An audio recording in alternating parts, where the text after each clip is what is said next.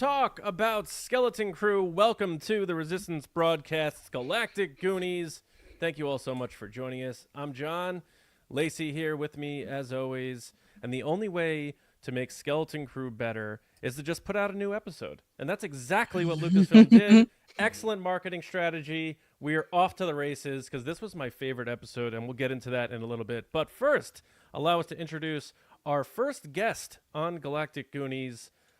He is a co-host of Children of the Watch. Welcome back to the base, Alex. What's going on, buddy?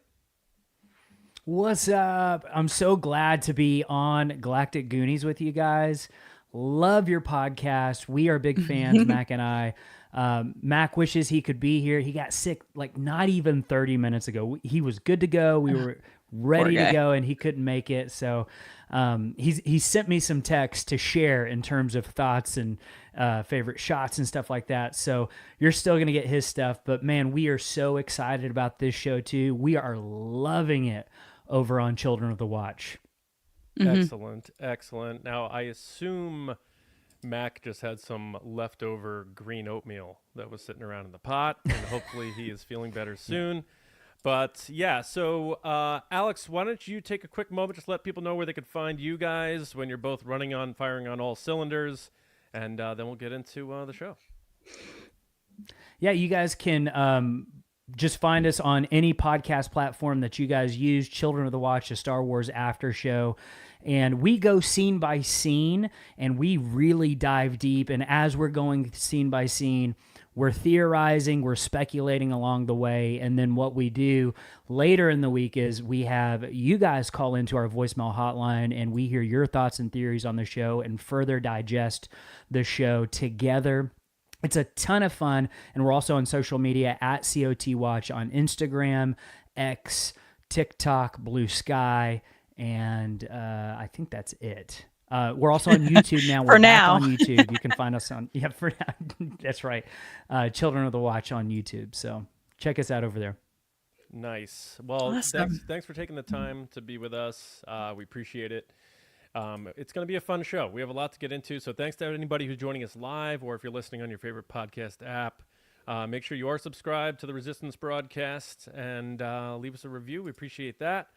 And for those who haven't yet, check out our Patreon, patreon.com/TRB podcast. That's a great way to support the show. Lacey and I are the two running the whole thing here. So we have a smaller skeleton crew in the base, so we appreciate all the support. And then check out some merch. We got the Galactic Goonies stuff, which is going to be available just through the end of the run of Skeleton Crew. So go to trbpodcast.com, pick up some stuff. I already saw a lot of people, not a lot, that's not like a Bon Jovi t-shirt or whatever, but we saw people posting their hats and their shirts on social media, and we appreciate that. And they all look awesome. So they look so cool. So thank you to everybody who's picked some stuff up.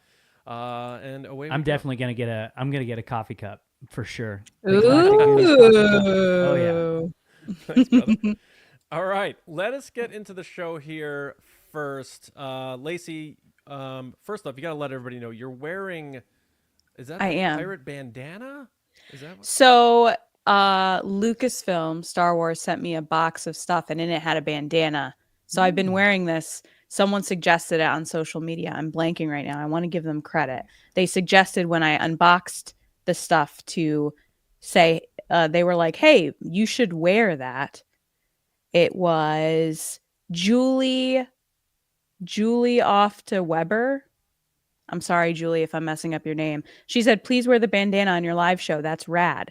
I wore it last week and this week. Last week, people didn't see it as much because it was like behind the mic. So I've made sure that it's up higher so you can see it. But yeah, it has SM33 on it and the logo.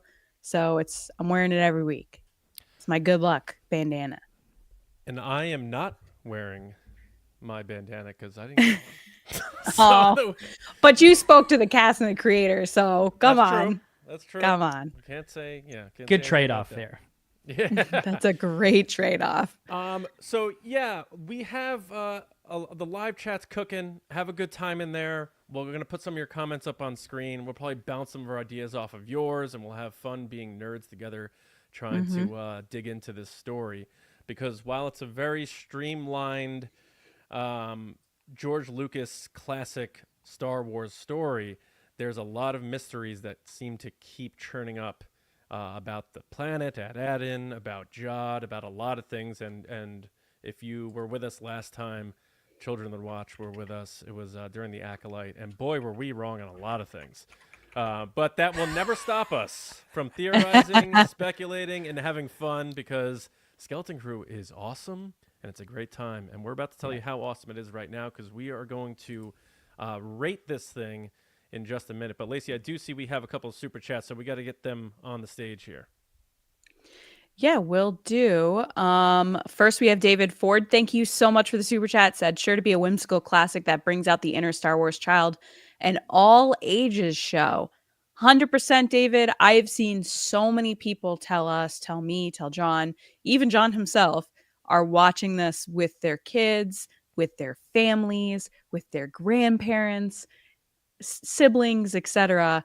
I did turn the first episode on for about 10 minutes with my 3-year-old daughter, and she was very much into it. But I was like, I think you've seen enough. I just showed her basically up to like Neil and his siblings. Mm-hmm. And then I was like, look how cool he is. He's like part elephant. And then I turned it off because it was just a little, I didn't want her to have nightmares. But she loved it. Johnny liked it, right? John, he loves it. Yeah, so his ratings for the first 2 episodes were 10 out of 10. And then just about an hour ago, I did my final rewatch with him, and he gave episode 3 a 10. So far, a perfect 30 for 30 for Skeleton He's taken Crew. after me with Mandalorian, where I was giving all 10s. Only way to go is down. When you love something, you love it. He does. He enjoys it. So when it ended, he was like, "That's it." I'm like, "Oh, don't worry. Next week, another episode." He's like, "Oh, good. So he's excited about it. But now we have to give our ratings of this show. Oh, wait, there's more super chats. There's Sorry. more. Sorry. I was just letting you tell your story about Johnny because it's adorable. There's more super chats. Nerdy_Seb, thank you so much. Said, love both of your videos. Glad for the collab. Thank you. Yeah, we love getting together with these guys. Again, like Acolyte Bananas episode. Like we went crazy, and we're probably going to go crazy tonight, and that's okay. But that's what we expect when we get together. It's just shenanigans. Yeah. And last but not least, Darth Snips, thank you so much for the super chat. Says, super chat for Kim, loving that bird. Hells to the yeah. Great character, great. Like it was like a mix of CG and puppet, and then in the very beginning you see someone's wearing a glove that like is clearly like someone's hand is in like owl foot. Maybe it was Phil Tippett. I don't know, but it was so cool. Yeah, and I was like, that is such a well done shot because it's over the shoulder. So you don't need to see the character, but it's clearly someone's hand, like typing in, like coming in. Anyway, one more super chat, just Divided Skywalker. Thank you so much. Said, so excited for this collab. I love Children of the Watch. Oh my God. I almost said call Children of the Watch. I don't know why I said call. Let's go. Yay. Thank you so much. Woohoo. Thank you so much. All right, now we are going to get into our ratings of episode 3. So each of us have rated this episode from 0 to 10, halves count, on the NEEL scale. Because you can't get enough of NEEL. Everybody loves NEEL. I don't know anybody who doesn't love NEEL. And now he is confirmed to be a snorer, maybe a little apnea situation. We're not sure. We're going to look into that. But needless to say, we're going to rate this episode. And I guess we'll start off with Mac, because he did dial in his rating, and Mac kicked this thing off with a big, fat 8.5. A great score from Mac. Solid score. I can speak for him on this. That is a rare, very high rating for him. Ooh. In terms of like, he's more of a 7.5. If he's really, really liking something, an 8.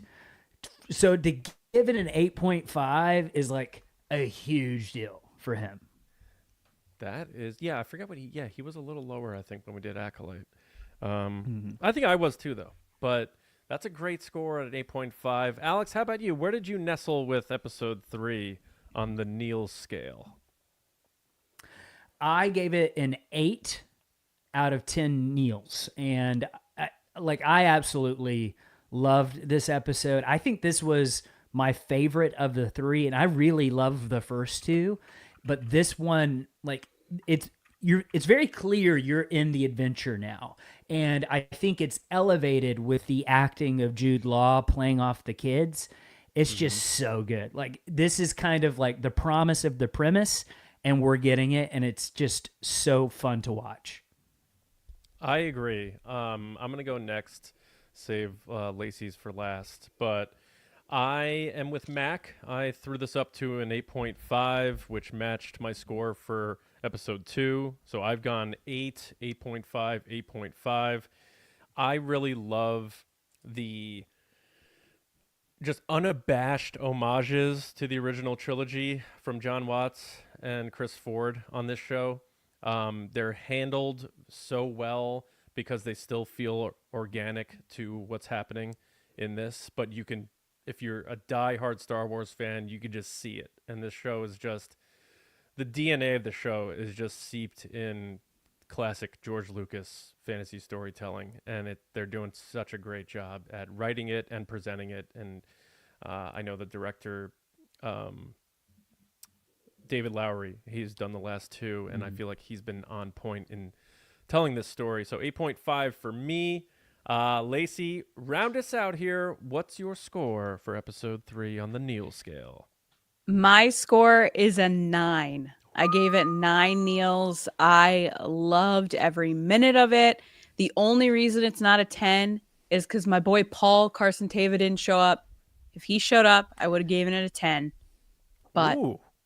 alas, no Paul, no 10. John Favreau / John Watts / Christopher Ford. Slash everybody. No, I was really expecting him. me too. And I was listening in, and like, we'll get to that part, I'm sure, eventually. But I was listening to voices being like, is that Hera? No, it's British. Like, just trying to hear who is talking. But yeah, no, this episode was so good. And everything you guys said is totally true. I think Jude Law really shined in this episode and just shows how good he is. Like, he's just such a good actor, and he's so charming. It's unreal how much charm like just oozes out of him, and everything he says has just he commands importance and believability. And when you see him, any role he's in, but especially with Jod, 100% believable. He is Jod. There's no one else that could have played this role. And the kids, he did really well playing off the kids. And going back to what I've said about episode 1 and 2, it was just so funny. This episode was adventurous, funny, interesting, had moments for diehard fans and the casual fans. And I just left wanting more. I do wish it was longer. That's the other thing that brought me down to a 9. I think these episodes, like when you get these little short bites, you're like, oh, come on, couldn't you have doubled up and given me a longer episode? But yeah, so I gave it a 9. That's a big score, and that's I'm no math whiz, but I believe that gives us an 8.5 from TRB and Children of the Watch, a hearty, gigantic score for a 3rd episode in a series. There have been a lot of series that end on such high notes where we're around that for the finale. And if we're checking in with an 8.5 on average for episode 3, and let's not forget, I believe it was Collider who, it might not have been Collider. It might have been Collider. I don't know. But the cast and I believe Jude Law, the kids in Jude Law were asked what their favorite episode was, and none of them said episode 3. I believe it was a lot of 5s, some finale. So I think the NEEL scale might go Spinal Tap style and go to 11. We'll see. That's kind of why I held back and gave it just an 8, because I like, as good as it is, I know it's going to get better. Like, just, it's such a strong start to a series for especially a Star Wars TV show. What I loved is that they have taken their time to set things up, and they didn't just jump right into it, because a lot of other Star Wars TV shows, this would have been the first episode. But you kind of built your way into it. And that just, to me, tells me that, okay, where we're going is big, and I cannot wait. I think it's going to be even better as we go along. I agree with you. I don't know what to expect. That's why, we're going to have a lot of fun theorizing and speculating. And who knows? It could be very simple. It could be very complex. We'll see. But We are also checking in with the TRB community, and they scored this, and we did their average, and they are right around us. The TRB community gave this episode an 8.6, so slightly higher than the four of us, but right in that pocket. And that's the feeling that I've been getting, whether it's on social media or talking to casual fans. This seems to be the show that has grabbed everybody. And it should come as no surprise. Lacey, you brought it up before. All ages, you can sit down with the kids and watch this one. It's not an Andor. It's not an Acolyte. It's not a niche audience that diehard love that. This really spreads out and grabs everybody. We do have a couple of comments out of the TRB community. First off, with Commander Megan Polar. Hi, Megan. Megan gave this episode 9 out of 10 snoring Neels.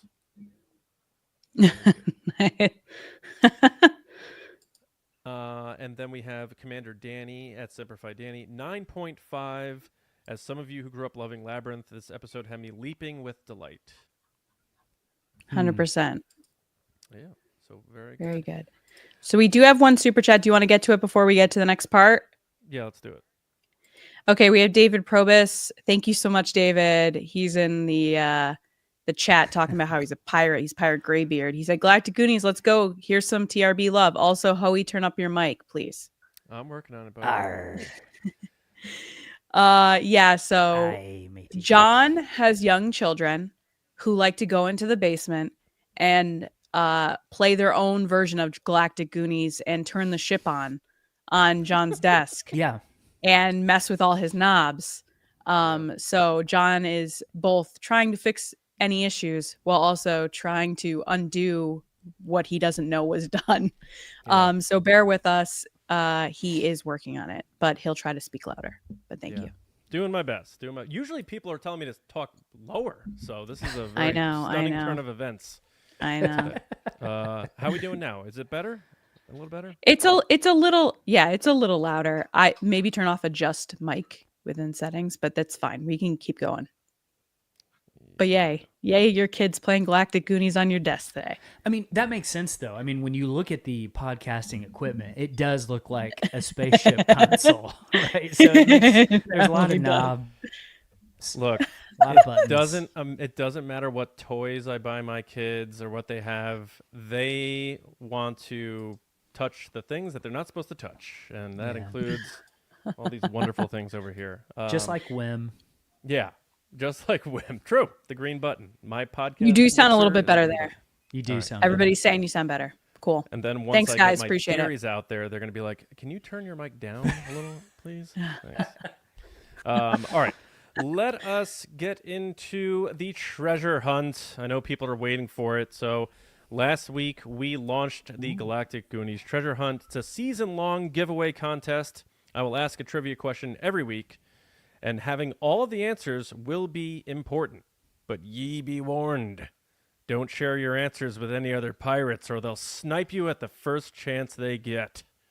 So keep track of the answers each week. On the final episode of Galactic Goonies on January 15th, I'll reveal how to submit for a shot to win the Galactic Goonies treasure, which includes the grand prize, Lego Star Wars Skeleton Crew, Onyx Cinder Spaceship, TRB Galactic Goonies merch, and perhaps more as we go on our way here. Because sometimes you gotta thicken the pot a little. So now the second question is, and these aren't like schmodown, like this isn't hard stuff. Just collect the answers, all right? The second question is, what is the name of the planet the kids are from in Skeleton Crew? Now, don't share your answers because you want to win the prize. So jot it down, tattoo it, whatever you got to do, and away we go. Good luck to everybody. Next question next week. All right, let's get into this thing. Let's talk about this episode. It's a jam-packed, tight 34-ish minutes, but we always start things off. We like to warm up the tires a bit by going over our favorite moment, shot, line, anything of that really stood out to us, that really grabbed us, that we talked about the most, that we thought about the most. And we are going to start with Lacey today. Lacey. Oh, I get to go first? Unless you don't want to go first. No, I'll do it. Okay. All right. Sorry, go ahead. Intro. You're still introing. That's it. Yeah. What's your favorite moment, line, shot from Skeleton Crew episode 3? There were so many, but I'm probably gonna go with the scene that kind of stuck with me after it was over, which was when KB was sleeping, and Jod kind of was like, "Do you not sleep? What's going on?" And she was like, "You're definitely not a Jedi." And he hits her with the beautiful line, "Not everything in the galaxy can be calculated. Sometimes you just have to trust your gut." And I loved it. It stuck with me. I went back and watched it 2, 3 times because I was like, "Oh, I love how he delivers it. I love the moment." And I think oftentimes Star Wars is its best in moments when characters trust their gut, when characters just decide to do the right thing. So that line for me was just perfectly Star Wars adventure-esque, like, stop thinking too much and just do it. Like, just go for it. And I think KB is a character that's going to be challenged by that concept, because just like C3PO, who's always trying to be in like, our ability to survive this is this to one. But it's all about what you can do when the time comes, when something gets tough, what choices are you making is what Jod is saying. So I think it's also a flash forward for him as a character and a foreshadow that he's going to ultimately do the right thing when it comes down to it, and trust his gut of protecting these kids and being with these kids and not going for the money. Kind of like Mandalorian and Grogu, because there are a lot of mirrors of that in this show. Oh my Absolutely. goodness. Yes. Yeah. So that's my absolutely. choice. Yeah, that's a great pick. Alex, how about you? Did you have a favorite moment, line, shot from this episode? Oh, 100%. And we'll probably talk about it a lot tonight. But Mm-hmm. when Kim unscrolls the scroll and we see the jewels of the old republic, I have not stopped thinking about that since I saw that image and heard her say what she said. That's the type of stuff that gets me so excited as a Star Wars fan, that has always got me excited as a Star Wars fan, as someone who grew up obviously loving the original trilogy and going to the prequel movies and theaters and stuff. But what really cemented me as a Star Wars fan was playing the game Knights of the Old Republic. And that's like part of my DNA. And so anytime a character in live action Star Wars mentions the Old Republic or kind of hints at this ancient lore, that's going to do something to me that not a lot of Star Wars can do to me. And that just gets my mind going. And I absolutely love any kind of mention of that stuff. And so that has stuck with me the longest. And just seeing kind of the artwork on the scroll and how it's very similar to the mural on Farah's wall, Fern's mom, and just trying to build the connections there, and my mind going to all these different things that I'm sure we'll talk about a little bit later. Oh, absolutely. Great picks. I wrestled with this a bit. I definitely love some of the funny moments and some of the subtle funny moments about the well-built fuel line and, that type of stuff. But I honestly think my favorite moment was our true introduction to Jod, which is at the very beginning of the episode, because he does so many things in a very quick period of time as he and the kids are trying to escape the brig. And a lot of it really reminded me of Alec Guinness's Obi-Wan in A New Hope. He's using the Force to distract people. He's sneaking around just like Obi-Wan snuck around the Death Star. Later, he even goes back by himself to get SM-33, the way Obi-Wan went to deactivate the tractor beam. A lot of those similarities. So I think his introduction, and then specifically when he's trying to hotwire the door, and I wasn't sure about this the first time I watched it, but the second and third time, I'm pretty confident that it's a subtler version of that music that Mick Giacchino put in when the key started floating in episode 2. Very emotional, very fantastical, whimsical, and then that went into like the Force theme as the key was crossing to the other side of the cell. When he's doing the door and he says what his name is to the kids, and he said, "I'm Jod Nana Wood," and they're like, "I'm Wim and I'm Neil." He's like, "There, now we know each other." And I was like, that moment was just so perfect. And that it played that Yes. music that played when that key first started floating. So I'm thinking that theme is tied to Jod.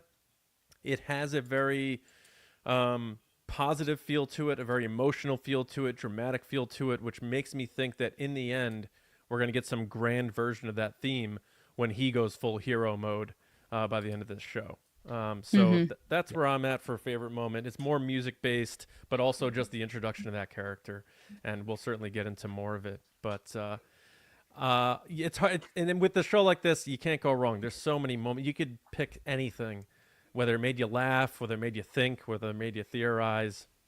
Like you said, guys, you could watch the show countless times, and it's very rewatchable and see things you haven't seen before, which is wonderful. But why don't we dig in? I don't know if we no, we're all good there. Okay. So let's dig into the show. We, can start wherever we need to start.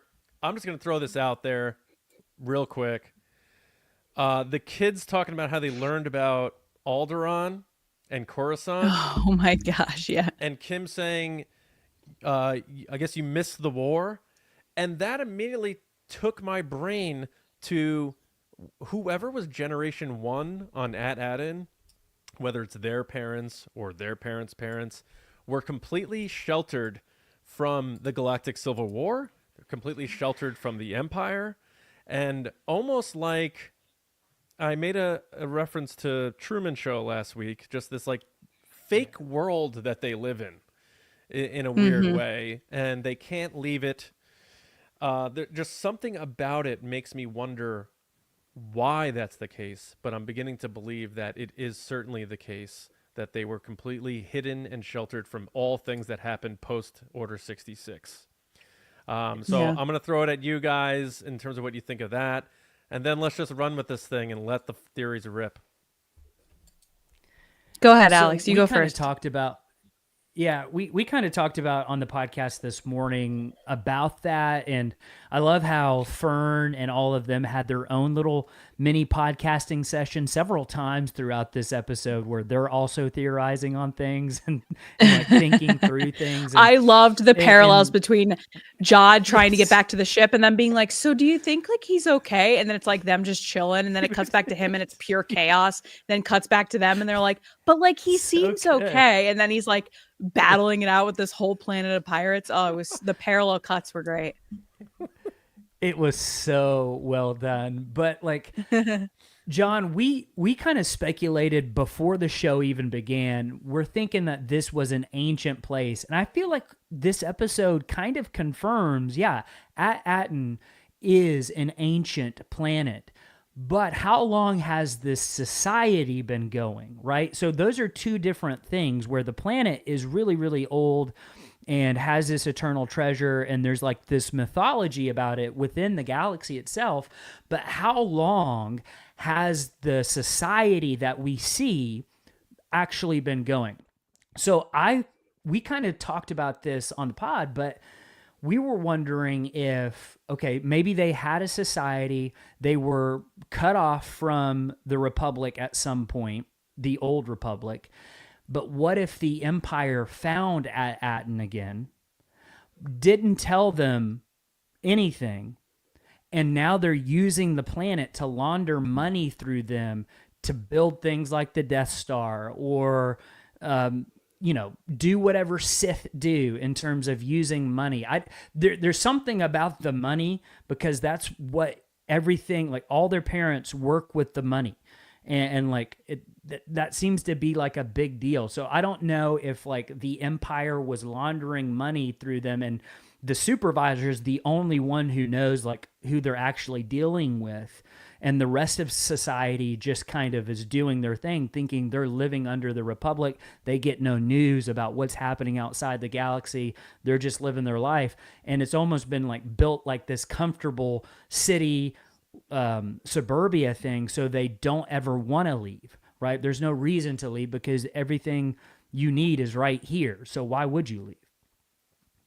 Ooh. Yeah, no, I completely agree with that. We talked about it last week too, of like the big question is, where's the money going? Because they keep talking about money. And they obviously, through the eyes of the kids, they pose it as like this forbidden treasure. But then when you watch it back and you're seeing the droids talk about currencies and all the parents are analysts and all this. So the question is like, where's the money going? And for a while, I know I was kind of battling with like, how does this fit into the story of Star Wars and everything else that we've seen? And I can't help but wonder that they keep bringing up this supervisor. And Farah is the Yes. undersecretary of the supervisor, but she doesn't seem like she's ever met the supervisor because she's like, I'd like a meeting. I'd like to arrange a meeting with the supervisor. And the droid's like, yeah, an audience. And they're like, no. I can't help but be drawn back to that like hologram meeting in The Mandalorian season 3 where Moff Gideon is talking to all these advisors and they're talking about different projects they're working on and this person's doing this and this, like, who is the supervisor? And I feel like the reveal is going to be someone that we all know, that we're all aware of, and then it ties it back into that bigger project for Palpatine, because we were saying it last week, John, someone's got to pay for these crazy clones and stuff. Someone's got to pay for all these things. And it would make total sense, like you're saying, Alex, if they're laundering money or taking money from this planet and giving it to them to do these evil plans. Well, then, yes, it makes sense that they have a star killer 30 years later for against the New Republic to blow up planets, because they've been building and financing this thing through this secret planet. Wow. And how long have they been doing it? Like, did You all right? Oh, go ahead. You all right, John? No, I was gonna say, like, man. one of the things that has always bothered me is like, how does Sifo Dyas just like order a million clones? And like, he's a Jedi. Where does he get the money from? Did it come through Atten at some point? How long has this been going on? I don't know. Yeah, the great work. I'm on the other side of this because I think that is a very good theory. I think it was put in place by either the Jedi or the Republic, as they sort of expected the fall of their government with Palpatine. And the only reason why I feel that is because they do mention, are they going to contact the New Republic? And they're like, we can't. They don't say New Republic. They say Republic. Right. Republic. Are they going to contact the Republic? And it's like there's awareness of that. But also, I can't help but think, and I'm going to start getting crazy, I guess. Bring out the bananas. I feel like Jod was a Padawan. And yes, the reason he can tell people he's not a Jedi is because he never became a Jedi. It's just like when Padme said, oh, Anakin's not a Jedi, he's just a Padawan. So he knows the Force. He was probably like a teenager around the time of Order 66. He survived, but then was like, I'm out of here. So he creates these other aliases, go into this other lifestyle. Maybe he got a lot of heat on him as Crimson Jack, so that's why he became Captain Silvo and wore a mask and a helmet, distorted his voice. He wants to keep hidden, but the guy clearly knows the Force. He doesn't know how to use the Force, from what we've seen in these episodes so far, to manipulate living beings to which the Force flows through, but we've seen him use the Force on mechanical things, light switches, objects. And they play the sound too, the whoosh sound of the Force. They played that sound. So there's been a lot of discussions of like, oh, is he actually using it or is it a trick? No, he's using it. They're using the sound effects. He's using the Force. So here comes the Banana Land stuff that the same way Indara was the Sith in the Acolyte. I think Jod was somehow involved with, in a similar way as Kamino, deleting Atten from the archives. And they knew these are our treasures of the Old Republic. They're all getting decimated. They're all getting destroyed. Tarkin in A New Hope said the last remnants of the Old Republic have been swept away. They think they got everything, but they didn't get Atten because they deleted it from the archive memory the same way Kamino was deleted.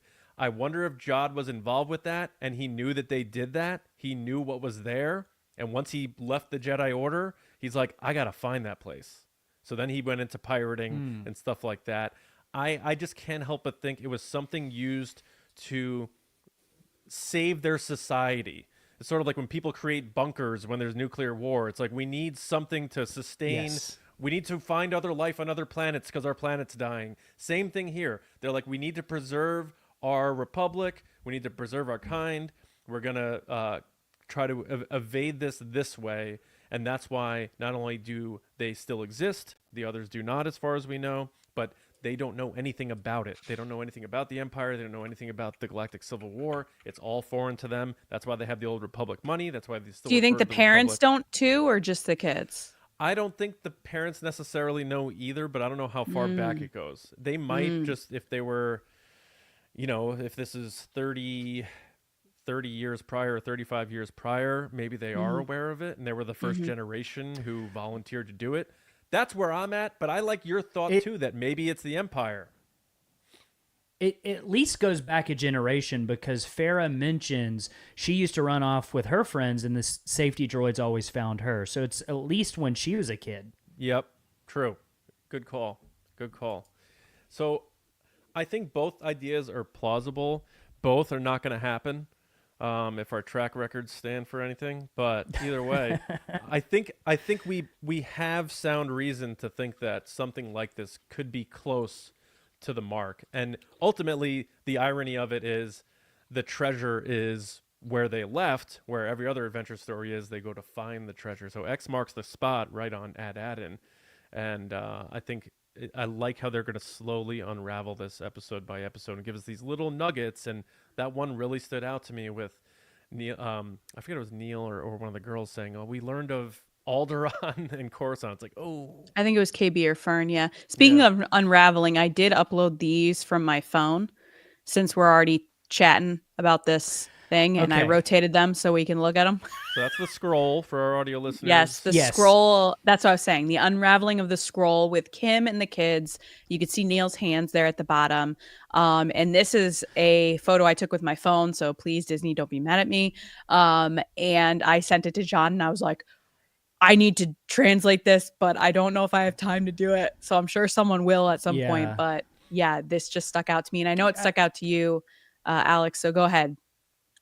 Yeah. Oh gosh, this is my favorite thing ever. So if you look closely, especially at the bottom, kind of where Neil's hands are, I'm trying to describe this for your audio listeners too. There is a group of people at the bottom, and they are almost in supplication. They're almost kind of in a worship type pose, especially the one in the center. He's got his arms, both arms up. And then you've got like two people on his left and two people on his right, one of them being an Ithorian. And they also have their hands up almost in reverence, kind of like what you would see in a church or a stained glass window. Yeah, disciples. That type of vibe. Yeah. Exactly. And then if you look behind the center figure, there is a symbol behind the center figure. And you're going to have to like find this image and zoom in a little bit more. But it looks like there is a ring of planets. There's actually several rings. There's 1, 2, 3, or 2 or 3 rings of planets. But in the very center, there's like a very large circle. I'm getting very nerdy here. And it's a dark circle. And they're almost this is where Alex I'm has his phone out, bananas. by the way, people. I just want everybody to know he has his phone out and he's looking at it on his phone while he's also translating what he's talking about. So this is where I'm getting super bananas. And so if you look at that center image, it kind of looks like maybe a black hole, and those are planets circling around a black hole. Okay. And in the black hole, there looks to be like tentacles. Okay. Do you want to get super bananas? I know where this is going. Go for it. People are waiting for this character to show up. Go ahead. Abeloth. The mother, the father, the son, the daughter. Where's the mother? That would be the mother. And that's something from Star Wars Legends or the old expanded universe. A lot of people have speculated that character could make their way into canon at some point, or a version of that character could make their way into canon. And with what we're dealing with in terms of the old Republic, and even Kim says at some point in the episode that it's proto-Republic, meaning it's before the Republic even began, which is 25,000 years before this story. It's old. So I don't know, that kind of stuff excites me. I could be totally off base, which I probably am, but like if you take I'm going to just put my phone up. You can kind of see. Yeah, it It's kind a of little looks bit like clearer. little like kind of orange slices, but they look like tentacles if you say tentacles, you could see it. Yeah. Yeah, I don't know Interesting. what's going on Interesting. there, It but does look very it's very religious, and interesting. it matches the mural that's in Farrah and Fern's house, which caught my eye when I watched the first two episodes or the first episode. I immediately paused it and was like, what is that? Because that's a very specific detail to have in that set design, to have this big mural behind them with all this very specific art, which, by the way, matches this scroll art. It's very similar. Yeah. And I wanted to get the other side because the mural goes all the way down the wall past what you see. And they had it at the beginning of this episode, but it was all blurred out. Like they did shallow depth of field. So you couldn't take in the other side of it. But it's similar. It's like these people that are kind of praising something and people that are all kind of accepting what their great work is. I'm sure it's a kind of some type of memorial to the great work that they're doing, and the species that you see on it or the species you see throughout the world. You don't see anything that we don't see in the classrooms with the kids. Yes. It's just this whole add-in and the parents at the beginning of this episode and the droids and the way the droids repeating, like, we don't go beyond the barrier. We don't go beyond the barrier. You can't go on.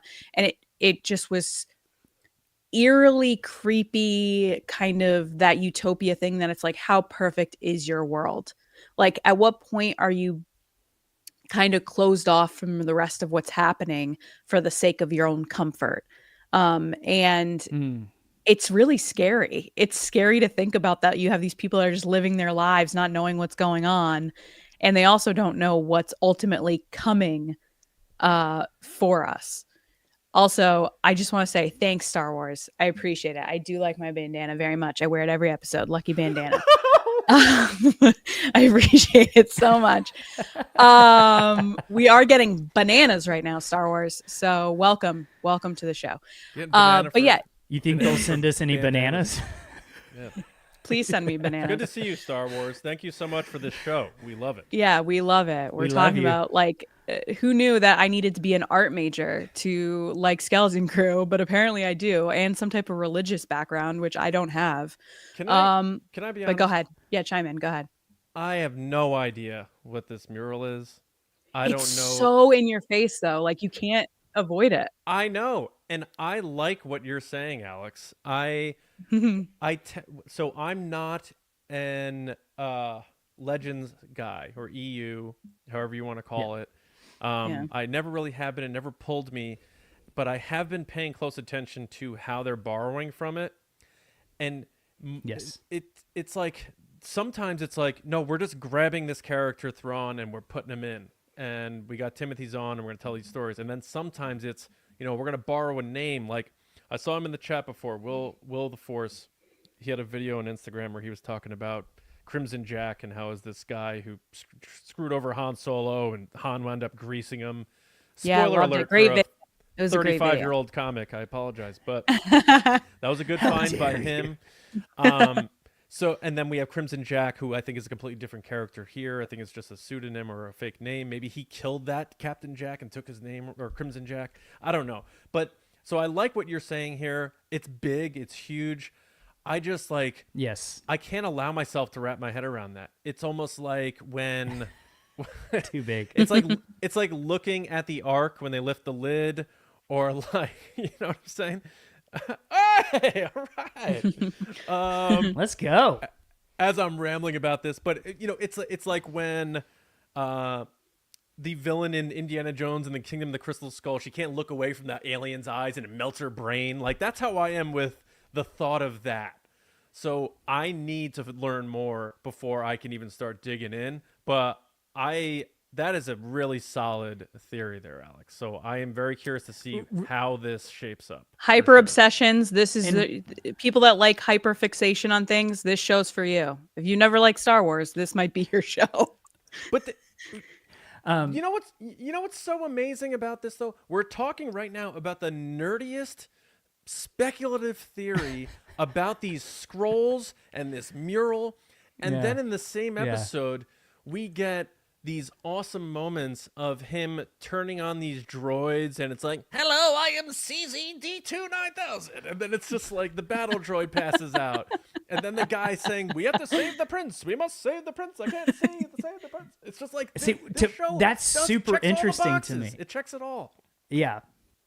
My mind went, what happened to that prince and who is that prince? And what I love about Star Wars so much is we're going to get that story one day about who that prince is. You know what I mean? And that's what makes Star Wars so special to me is like, we're going to get that story eventually. Someone's going to tell that story about that droid and that missing prince. Yeah. But before we move off the subject of artwork, one of our listeners in our Discord pointed out in the school, there is more murals that you got to look really hard, but they're in the background, painted everywhere. I need to go back. And, yeah. Yep. In the first episode, when they're about to get in detention, and if you notice, he even pointed out like the ring of planets that we saw in the scroll is in the school as well. The great work is everywhere. Exactly. It's that's conditioning. You know, that's I thought of Adden as sort of like this utopian, almost communist sort of, you know, the great work, and you're an analyst and you're going to be born to be an analyst because your dad was an analyst, and you know, this is your ration and this is what you get to do, and lights out by 8 and all this. Just, it's not a good place to be. But because these people aren't in any danger and they're living this very boring, khaki life, they're sort of okay with it, or they're just sort of so used to it. Like Wim's dad is so devoid of personality, and everything's about these rules. And like when we first meet this guy, he's like, and sometimes I catch myself doing this to my son, and I feel bad. I'm like, pick up your toys, like, oh, don't spill your cereal, or you know, all this stuff. And then, like, you watch this, and all he says to this kid from moment one is, get up for school, don't spill your cereal, all this, all that, all this. And it's just like, we're going to see the parents go through some sort of arc as well.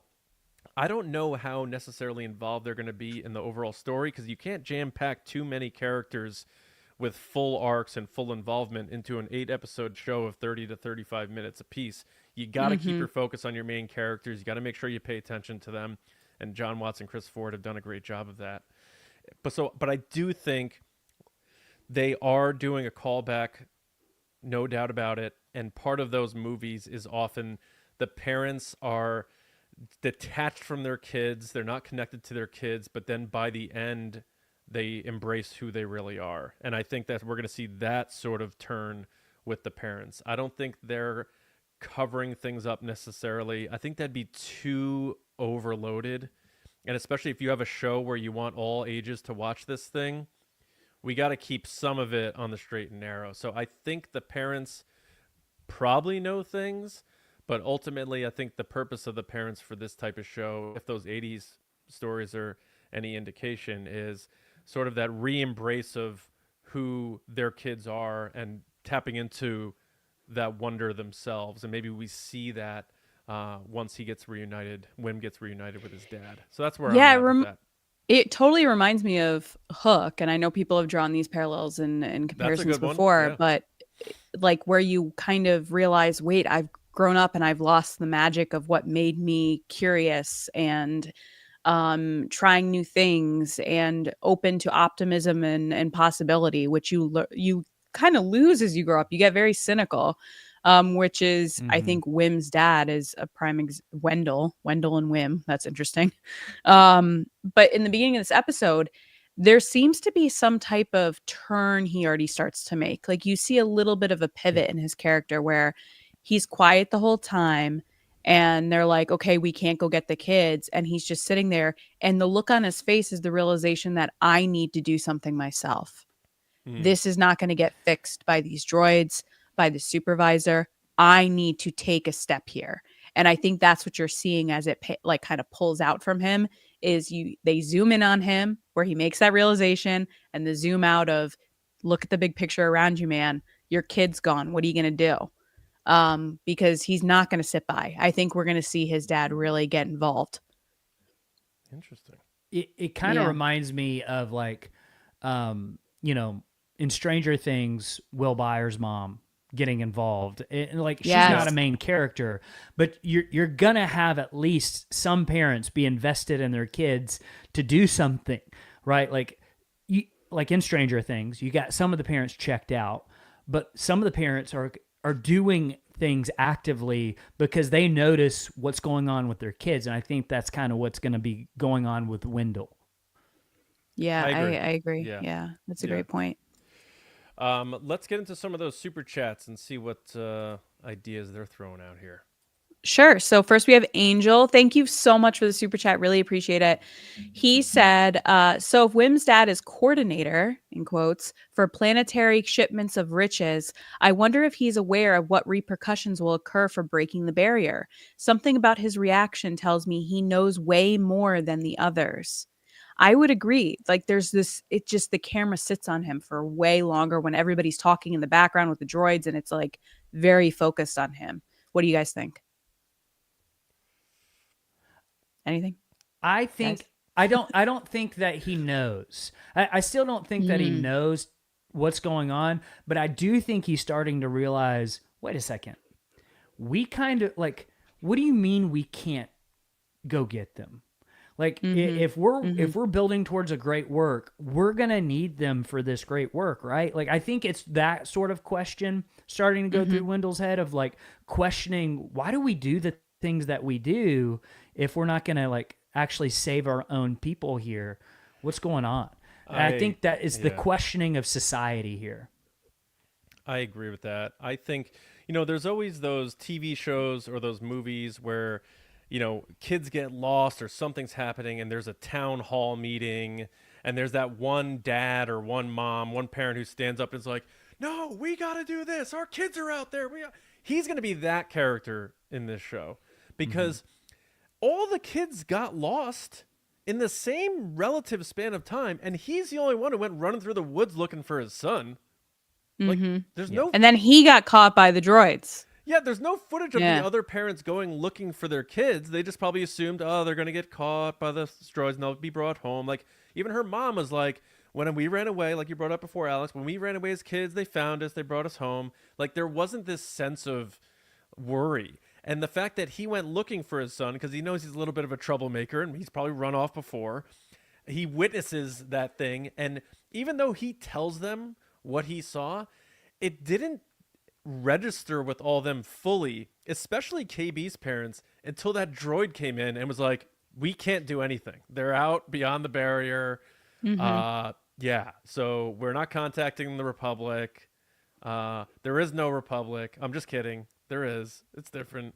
But I feel like he's going to be the one who's going to be like, I'm done with this, you know, and he's going to have that reconnection with Wim by the end of the show. I think maybe more so than the other parents, because ultimately it is a crew of kids, but I think the way they're shooting this show, I think Wim is ultimately the one, like the Ray, or like he's the one who seems to be the one that needs to go through the most change as well. They are leading with Jude Law in all the posters, though. I've noticed that he is very big on all the. He is big on all the posters. Look at the man. If I look like Jude Law, He's I'd beautiful. ask them to zoom in on me on that poster too. He's beautiful. Yeah, he's like the Luke, right? Wim is like the Luke or Ray type character, where it's like, okay, you got your head in the clouds, dreaming for more. Fern's kind of like Han in that sense, and then you've got your other characters kind of filling out different roles. But it is interesting in terms of the parents and kid relationship. I don't have like this fully formed yet, but there's some sort of connection with their names. Because if you notice, Wendell W, Wim W, Fern F, Farah F, Numa N, Neil N. I don't know what that is, but I don't know. There's something like in my brain. No, you're going, right. Yeah. That's a good point. It could be a storytelling device, sort of telling us like these kids are destined to just follow in the footsteps of what their parents are doing. They're the next Yes, one. Yeah. that's good. That's Um, good. that'd be my guess on that. But I one thing I paid attention to, I don't know if it was the last episode. I think when they were in space before they went, I think it was just before they went to Port Borgo. Um, there's this zoom out shot, and James Cameron did this in Titanic too. And I thought it's such a subtle, cool thing where he like zoomed way out from the ship in Titanic, and you saw like this little dot in the ocean, and you just realize like how insignificant they are when they're in this giant ship called the Titanic. And they do the same thing in this to zoom out and show how little the kids are and how helpless they are in this vast space. And there was another shot in this episode where Wim is in the little gunner seat and he's in the thing, but then they zoom way out and you see the ship and you just see him little in the center there.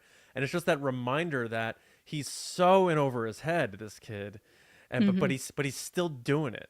And it, like that to me hit that George Lucas nerve of, you know, I made these for 10 to 12-year-olds to discover who they are. And like he like what Fern's gonna go on and on about how she's the captain and stuff, and Jaws just like, okay, kid, you're the captain. He's like, get in that seat and shoot those X-wings, and she's like, oh, fine. It's like, How funny was it when he chose Neil and they were both like yelling at him, like, why does Neil get to do it? Blah, blah. And he's like, yeah. Okay, let's go. Hits the button, throws him in, pushes him up. And he's giving them a gun, by the way. He's just go for it. Enjoy. He's a pirate. Yeah. Yeah. But then the Wim part where like, Wim has he's on the cargo lift and he's like, what are you doing? Like that tone. I know that tone. That tone comes out sometimes. Like, what are you doing? Stop. Yeah. Stop it. But going into the next, thank you so much. Going into the next super chat, we have Will of the Force. What up, Will? How's it going? He said, so like, how old is SM33 on a scale of Hu Yang to BB-8? Over under 1,000? Skeleton Crew rules, TRB rules. Hope this show gets a season 2. I cannot agree more. I really hope so.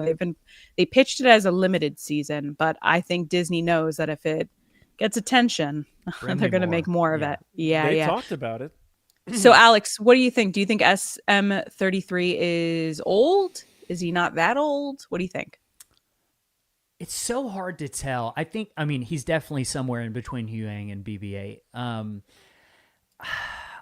I don't know. I think the mystery of finding out how old the Onyx Cinder and SM33 are is directly related to how long this scheme has been going on for Atten. And you know, another theory that we just casually threw out on the show was, what if the pirate crew that crashed from the Onyx Cinder went and started the Society of Atten, and it evolved and eventually became what it is? And so like there might be a huge connection there. I don't know. It feels like under 1,000 to me, but still old, maybe in the 500 range. I think Star Wars wants to play it a little safe in terms of going that far back and actually showing us stuff like that. So I don't know. What do you think, John? Which, by the way, Onyx Cinder is a sick name for a ship. Yeah, or a metal band. Yeah. Yeah. Yeah. Or there was a rap group called Onyx too. Don't forget Slam. Remember that one? Anyway, like if people always talk about like, what's your Star Wars name? Like, I want my name to be Onyx Cinder. Like, that's a sick Jedi name. Like, people would be like Joe. Or I guess I'd be more of a Sith. Like, that's like a dark name. That's like, I'm about to murder you. I'm Onyx Cinder. And I wear eyeliner. No guess on how old this guy is. None whatsoever. Well, thanks so much for the super chat. Go check him out on Instagram. He has great videos. Really breaks stuff down. Thanks, buddy. Next is Christy. What up, Christy? I know she's in chat. She said, made it to the live show late, but I made it heart. And she likes Kim. And then she followed up with, P.S. Love my new TRB bomber jacket. It looks sick on you, by the way. It looks very good on you. In Discord, it looks awesome. I can't wait to get mine. I'm very excited. So Kim, what are your guys' thoughts on Kim? I immediately am drawn to Kim because it's a beautiful, wonderful, adorable, yet interesting creature. I think it's a mix of CGI, puppetry, they have like someone wearing an owl mitt at the beginning of the shot when she's calling into people. Reminded me very much of like Labyrinth, which I grew up on. I think Star Wars and Labyrinth kind of built the framework of my imagination growing up, and the idea of going on these like mystical journeys, finding the person that needs to give them directions. Reminded me of Maz Kanata, where they're like, oh, I got a friend, let's just don't say anything, don't talk to anybody, like just let's get in here and just listen. What do you think, Alex? Do you like Kim? Are you a fan? Oh, yeah, 2 thumbs up for Kim. And I just love the fact that her name is Kim. And they Star Wars'd up her name, right? Like the way that it's spelled, but she's Kim. And I love that. And I love the species design. I can't wait to one day see a Jedi version of this species, because that would be awesome. But like there's a little bit of an Archimedes thing going on with her too. I love the design. I love her character already. You're right. She reminded me a lot of Maz Kanata with the flirtation with Jod at the beginning. Yeah. There's just something about her that's really, really cool. And I hope to see more of Kim. Big fan of Kim. What do you think, John? Fan of Kim? You're muted, man. Which, by the way, John is the one that I first saw talk about who voices Kim. Yeah, Ali Shawkat from Arrested Development. And you, like, once you know that, you can hear her voice, but she does a good job of putting on this new voice for it. I like Kim. I think it's a unique character. It just comes with that fantasy story vibe, Harry Potter vibes, and the just what they've been able to do with visual effects at this point for creature work. The blend is unbelievable. You know, owls are always a symbol of wisdom. I think she's going to play a bigger part as we move forward here. I'm more curious about her exchange with the X-Wing pilot at the end, because she was talking to him as though she knew him, and it's like maybe it's a local patrol who's always around that moon for whatever reason, that she hires them as protection. I don't know. But the way she was like scolding him, like, how'd you let him get away and stuff, it's like I think she has a bigger talon into what's going on here than maybe meets the eye. But I liked the fact that it felt to me like an Empire Strikes Back homage. You know, you got Jod saying, we're going to go visit my old friend, but I don't really trust her, but she can help us. And I'm like, this is Han and Lando. Like 100% Han. I thought it was Han and TFA with Musk. Yeah, I thought Han and Lando. I'm old school. But clearly saying like, you know, he is my friend, but I don't trust him. That's exactly the type. He even said like, she might stab us in the back. And the kids were like, wait, she's going to stab me in the back? And he's like, yeah, that's what Neil said. You gonna stab us? He's like, not literally, not literally. But percentages are canon, so that's good. He said he doesn't trust her 100%. But ultimately, I really did like the character. I hope we do see more of her. And just ending the episode with her saying, if I told you, you wouldn't believe me. Oh, that pull out right there, or the push into her with the music that swells up. What a purely magical, adventurous moment of like, what is next? Right, but it's also, to me, a tell. Because if a patrolling X-Wing officer seemingly knows about At-Atin in that way, then the New Republic is fully aware. So it's not this myth put on the people of At-Atin of, you know, oh, there is a republic and stuff like that. It's like the New Republic is fully aware of this. Because the way she said that, if I told you, you wouldn't believe it. You only say that if somebody knows what you're talking about. So, well, it's like Alice in Wonderland. It's like, it seems like they're all in agreement with that. Yeah, Alex? It would almost be like if, you know, someone said, these kids are from Atlantis for us. It's like, we all know about the story of Atlantis, but like, you know what I mean? I think it's the same equivalency there of like, everyone knows about At-Atin, but no one really thinks that it's still existing or around anymore. Totally. yeah, for sure. A couple more super chats. Freezy2324 wouldn't be a show without you, man. He said, TRB Skeleton Crew brings the wonder and fun back. Oh, does it 100%. This is the show I've been waiting for from Star Wars. You guys all know that. Next is Cal. Cal Weaver. What up, man? How's it going? Can't wait to hang out with you in Japan. Kyle says, was finally able to make a live. Yes, you did. Really enjoying Skeleton Crew. Appreciate you all. Can't wait to see you in Japan in a few short months. That's what I just said. As always, go Yanks and shout out to TRB Book Club. Oh, yeah, we have a book club. Well, we don't have a book club. Our community has a book club, The and book they're club awesome. was made. Yeah. It was just, I love that. I love that for them. Thank you, Kyle. Appreciate it so much. thank you, brother. I brought it up a little bit just now, but Mick Giacchino has been killing it with the music. Oh, man. Yeah. This episode in particular had a lot of moments that, and I think it might have been because my mindset was in the TFA mindset. There were definite beats and moments that sounded like Ray running to the Falcon with Finn and like being like, okay, you go here, you go here. Like there were moments like that that drew me right back into that moment, or like the Wrath Tars where they're all just like, it's like pure chaos. When Jod kind of attacks Kim, or like they attack each other kind of, and he's just like, now get to the ship, I have the directions, go, go, go. And it's like they're just running. It reminded me of that, but overall the music is just so good for this series. Alex, what are you thinking about the music so far? I absolutely love it. He's a chip off the old block. I mean, his music sounds just like his dad, but like give him all the credit because like, you know, I watched The Penguin on Max and he did the music for that too. Totally different style, different vibe, killed it on that. And then on this, he nails it with Star Wars. And there's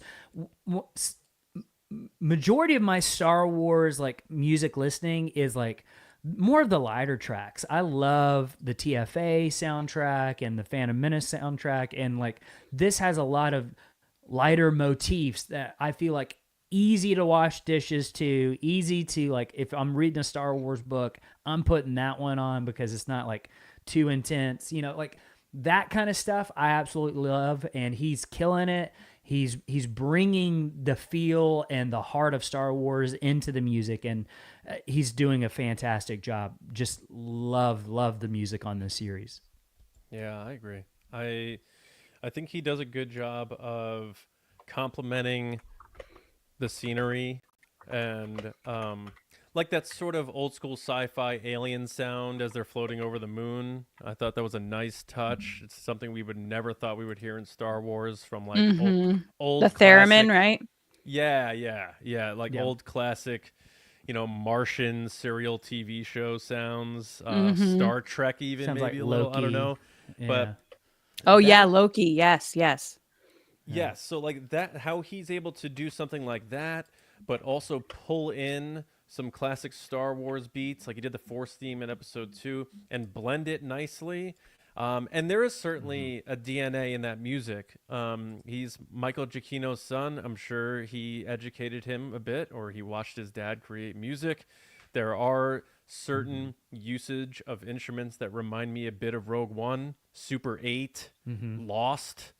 Lost a lot. Yep. Yeah, and I think he has been a sleeper hit for this show to the point where I harken back to the old school comments from George Lucas and Steven Spielberg about how, like, you know, I watched the cut of my movie, and then once I watched it with Johnny's music, I knew I had something. And I really do think music is so vital to the DNA of Star Wars, and it's the lifeblood of Star Wars, I think is what George Lucas called it. And I think we're going to see things that we've heard early on in this season get grander versions of it applied as the characters go through their journeys. Specifically what I mentioned at the top about Jod, and that first few bars of music that played when the key started floating from the hook to the cell, that gripped me in a way that stuff gripped me. And I always loved Michael Giacchino music. And now Mick, like you said, with the Penguin, love that, love this, big fan of his. It gripped me in an emotional way. There's a dramatic Star Wars feel to it that almost felt similar to Luke looking out at the horizon. And then just like that, he hops into the Force theme a little bit. And not too much, he doesn't bang you over the head with it, but it's there. Die Hard fans pick up on it. and he carries on to the next original set. So I just love everything he's been doing, and I think this episode might have been even stronger than the prior two. So love it. Yeah, totally. Now that is it for the super chats, right? Mm-hmm. That's it for now. Did you guys have any moments that made you laugh? You know, another part of this show, like, we can get into the lore, we can theorize, but what's I think been missing from some of the recent Star Wars is humor. And from the slap you in the face slapstick stuff to the subtle, well-written jokes, I think the humor has been so classic on this show, and I think Chris Ford and John Watts have just nailed it. Alex, are you a fan of the Star Wars humor? I know you're a huge lore guy. Did you get any good laughs out of this one? Yeah, I don't think you can enjoy the lore if it's not feeling like Star Wars. And like part of Star Wars is the humor. And there's a couple moments that stood out to me that I really got like a chuckle out of. Like, and I don't typically chuckle when I'm watching something. Like I'll kind of like, that's nice. But like this got a chuckle. Like when Neil got turned around and lost, and Jod comes and turns him back around and takes him back through the port. Love that scene. Love that scene. But then another one that was really funny, but also like, again, I think it's just so Star Wars because when Jod is eating his gruel, whatever that is, that blue gruel, he's just eating it and everyone's watching him. The Neil's scrape noises, rumbles. Exactly. It rumbles. It's so funny. But then he says, there's still more in the pot. And I love that subtle little thing because it tells you a lot about Jod's character too. Like he cares enough about them to go ahead and fix more, right? He could have just fixed some for himself, but he's being a pirate dad of like, he's taking care of his crew. They're hungry. He's not going to show a lot of affection, but I made some more for you guys too. That it tells you something in the story, and I think that was so good.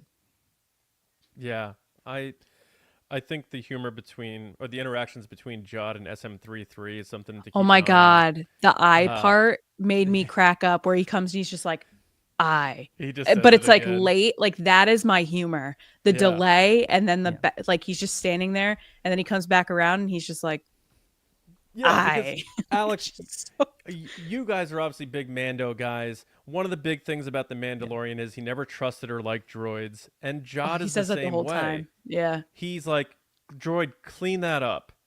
So we know when we see moments like that, that later on in this series, those two are going to have a big moment together where Jod's going to really start respecting who SM33 is, because you need that set up in order to get that payoff. So we know that's coming, and that also leads me to believe that Jod's path is to righteousness, to being a good guy, for lack of a more complex term.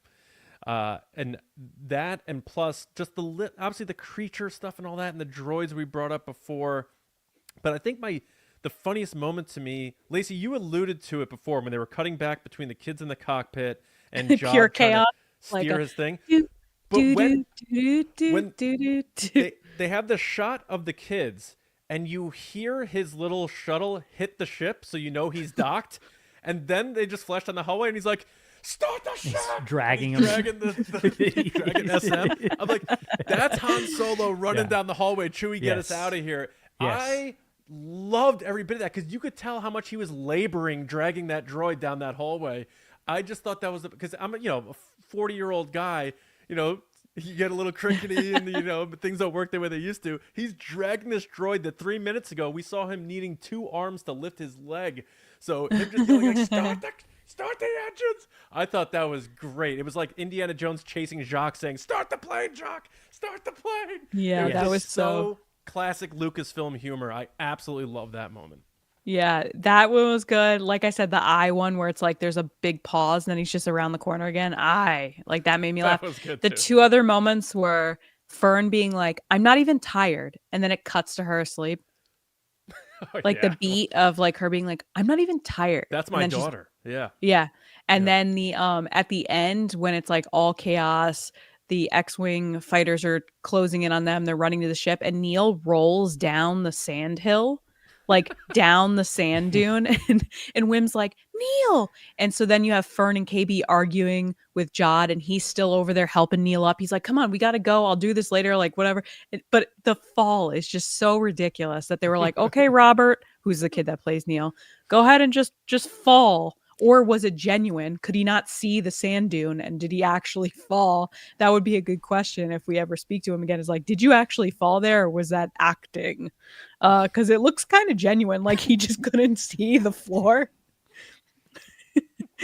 But I think that's outside of, the whimsical, fantastical adventure.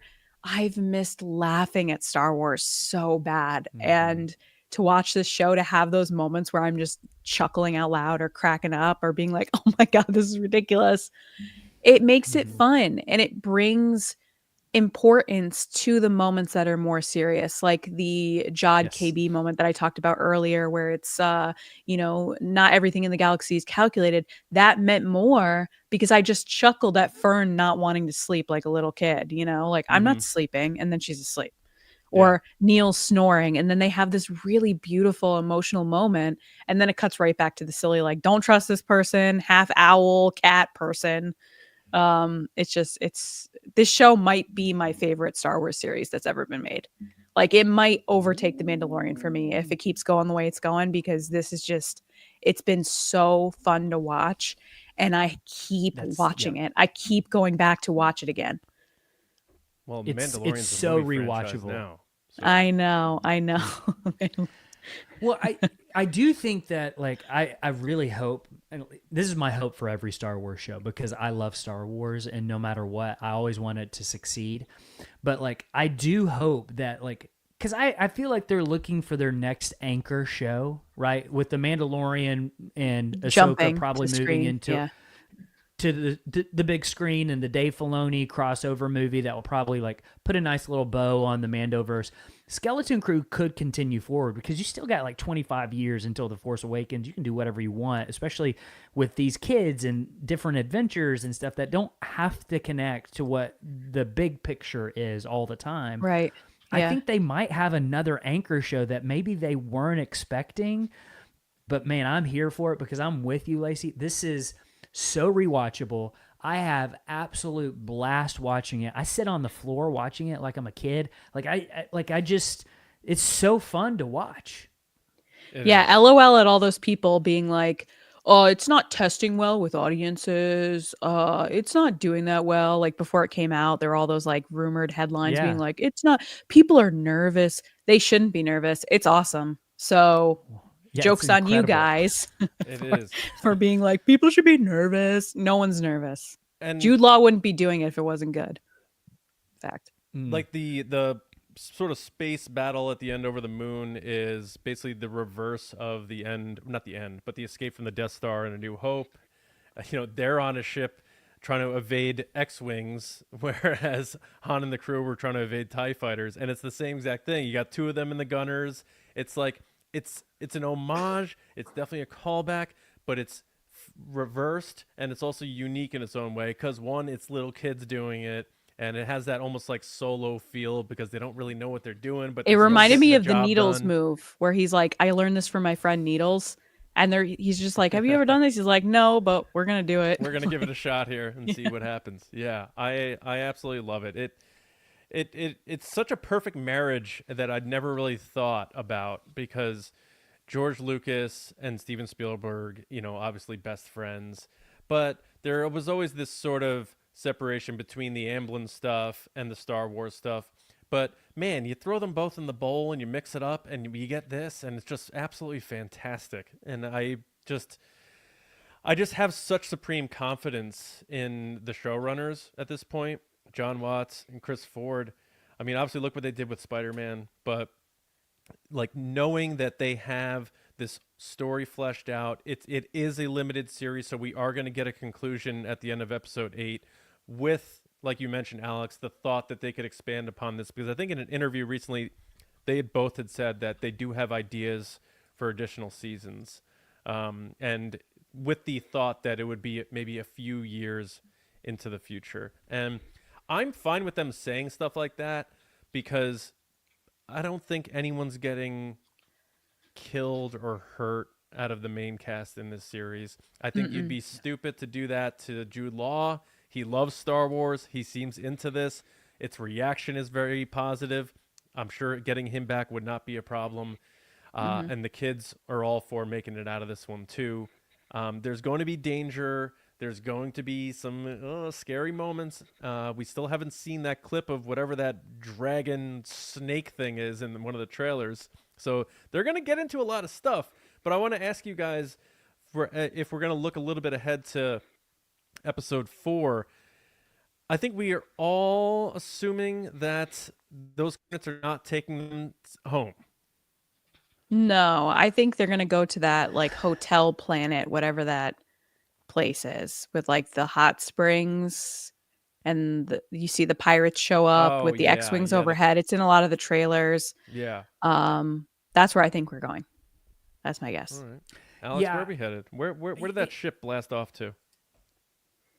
I mean, if this is a Mandoverse show, meaning it's connected to the Mandalorian, Ahsoka, Book of Boba Fett, they're not going to get to the destination right away. There's going to be side adventures before they get home.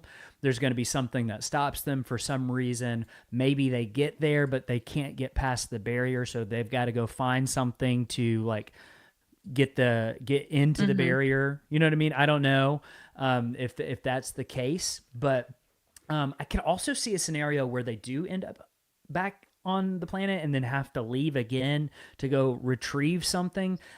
There is a scenario where that could happen, but I doubt that. But I do want to mention that Captain Brutus did bring up that he's putting a bounty on the kids, and that means bounty hunters. Does that I think mean... Mando's showing up. Oh, God. Are you pumped, Alex? Alex is so excited he's gone silent. Oh. I think he's definitely showing That up. would I think be- I think the X-wings are over their head, so to speak, and they're Paul Carson Teva is going to call in the experts, and we're going to get Mando and Grogu's going to show up at some point. I think that's Well, a let's keep in mind I that guess. Christopher Ford and John Watts wrote episodes 1 through 4 and 7 and 8. And episodes 5 and 6, the ones directed by Jake Schreier and Bryce Dallas Howard, are written by Myung-Jo Wessner. So Ford and Watts stepped aside for episodes 5 and 6. Bryce Dallas Howard, no stranger to doing the episode that takes you away Mando. from the main story.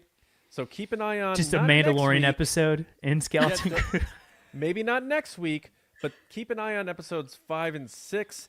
I don't think this show is going to tie heavily into the Mandoverse. I think they want to keep it a tight story about these kids on this adventure, but that doesn't mean, we already saw the pirates, that doesn't mean that we can't run into people and have an interaction that helps add layers to the suspension of disbelief that this is a real galaxy and real things are going on. So my eyes are Mando's on, showing up. 100% Yeah. is showing up. I would bet money on it. He's showing up. yeah, I 100%. agree. I'm just saying my eyes on episodes 5 and 6, not next week. Yeah, good idea. Good point. Good point. Well, because if they go to that, I keep calling it a hotel because it looks like a hotel. If they go to that hotel planet, in the same trailer, they show a shot of the pirates looking up and seeing the X-wings. They could get away again, and then that's when they call in Mando. Because now the X-wing pilots have missed out twice on these kids, so they got to call in the big guy. Yeah, and it helps With promote Zeb. a movie. It helps promote the next movie if you want to talk from a business perspective. With so. Zeb. Yeah. With Zeb. Oh, God. Yes. I mean, I hope you guys are right. It would explain why Zeb's that with happens- Mando in the preview clips that we've seen. Because I mean, essentially, Din is working for the New Republic. He's basically a ranger of the New Republic at this point, and Yeah. in timeline wise, this should be taking place after season 3 of The Mandalorian, because Pirate Vane from season 3 of The Mandalorian, formerly part of Gorian Shard's crew, is now a part of Brutus's crew, was Captain Silva's crew.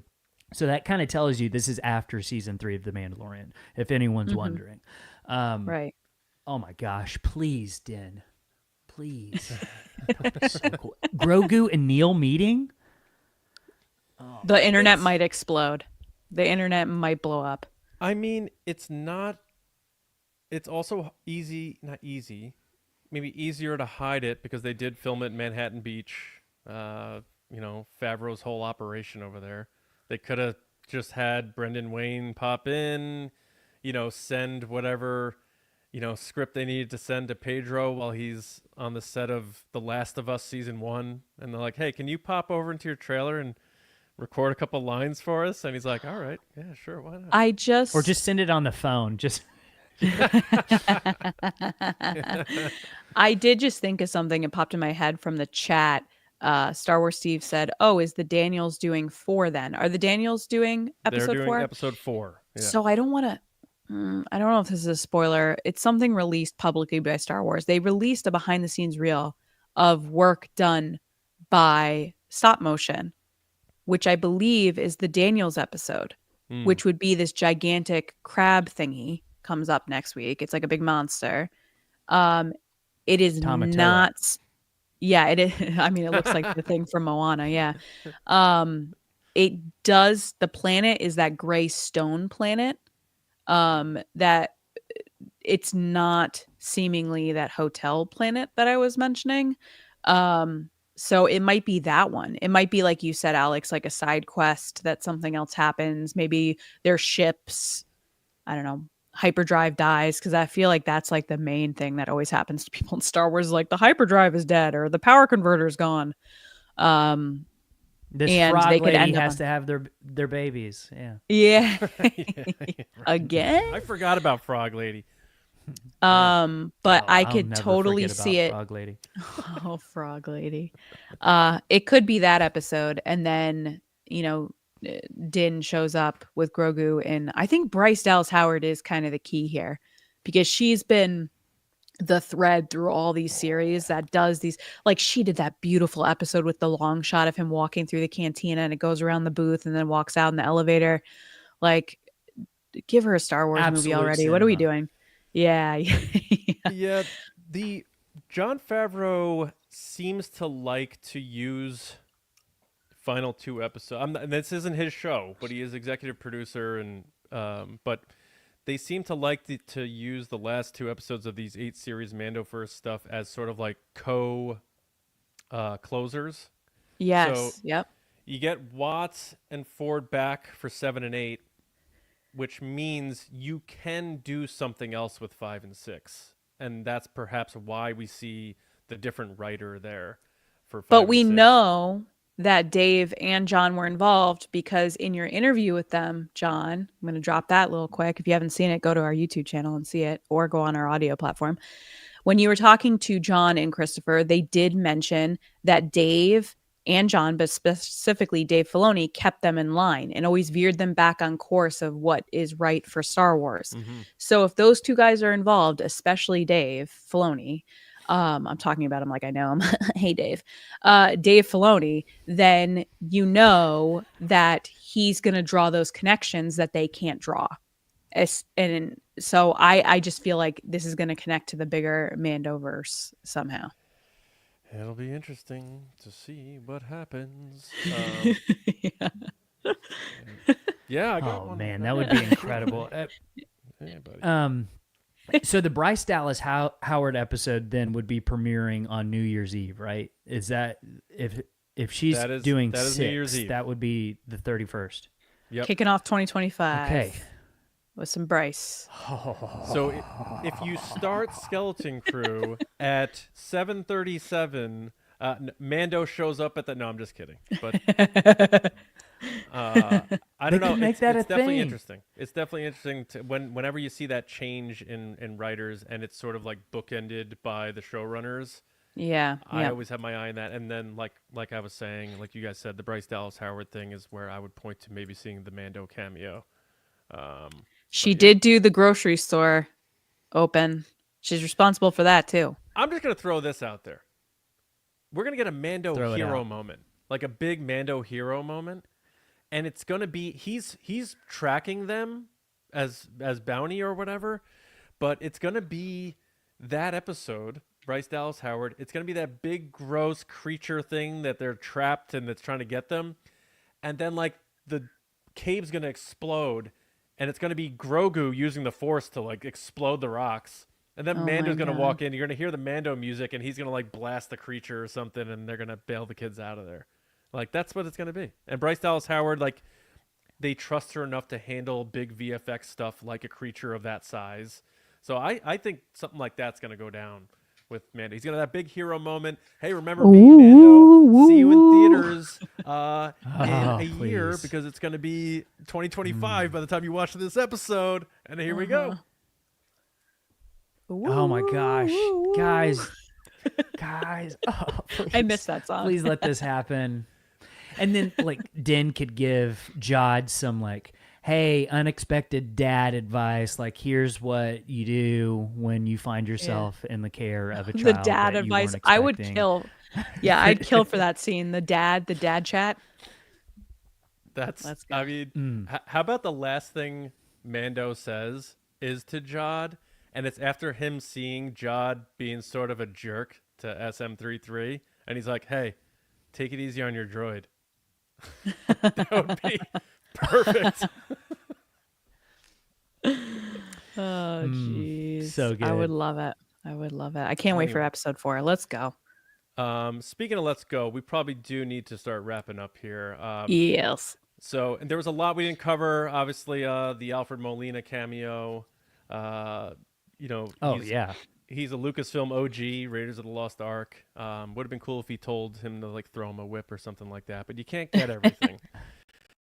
But anything else, Alex, you wanted to throw out to the TRB community before we hop out? Just thankful that you guys had us on.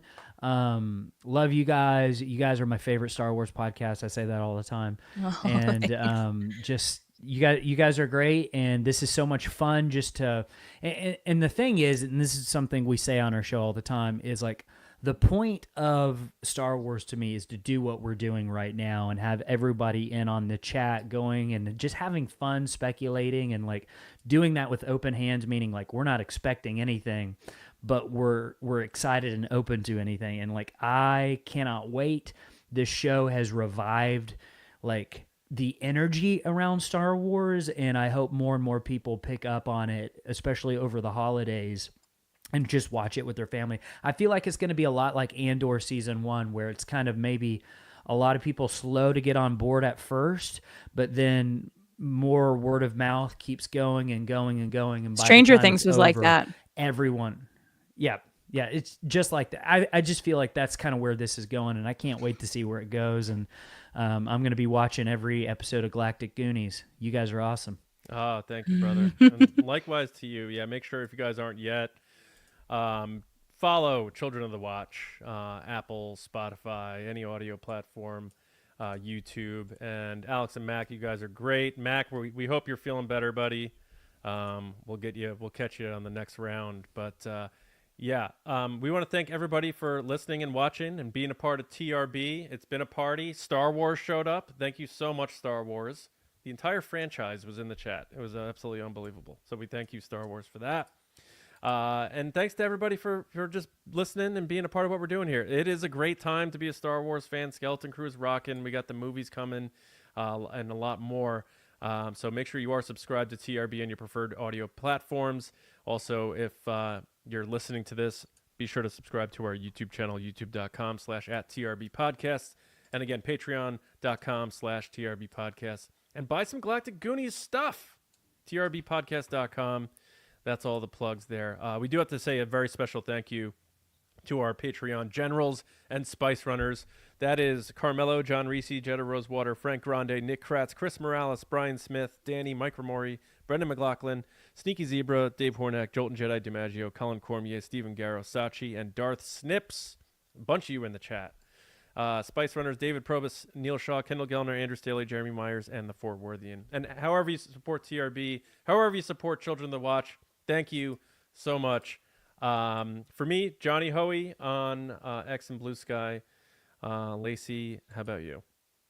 People can find me on social media at Lacey Gillerin, on TikTok at It's Lacey Gillerin, and make sure, like John said, to follow us on all social channels, including Instagram and TikTok, because we are doing like reactions right after the episode comes out. We want to hear your thoughts, and you could make it on the show. You're up next, Lacey. I am up next. So you could probably hear it. I've had a sinus infection for like 2 weeks, but I'm on antibiotics now. So I feel like I could take on the world. Sure. Yeah. Next week, the Daniels are coming at you with episode 4. So coming at you from TRB is going to be another Alex.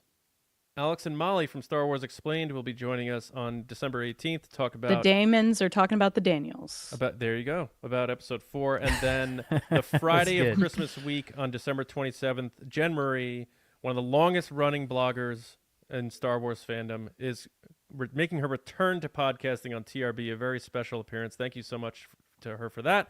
And thank you to everybody. Alex, this has been amazing, dude. We've been recording one of our longest live episodes in a while because it's just so fun to nerd out with you and go down the rabbit hole. So thank you so much. We love it. Appreciate it, man. Yes. Well, thank you guys. Thanks for having us on. One more time just for Alex. Make sure to check out the scroll and...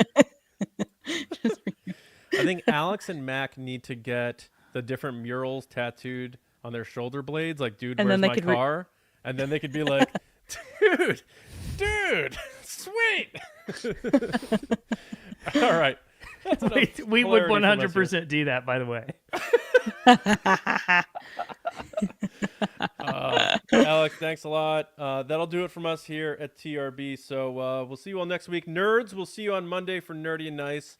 But everyone else, until next time, we'll see you around, kids.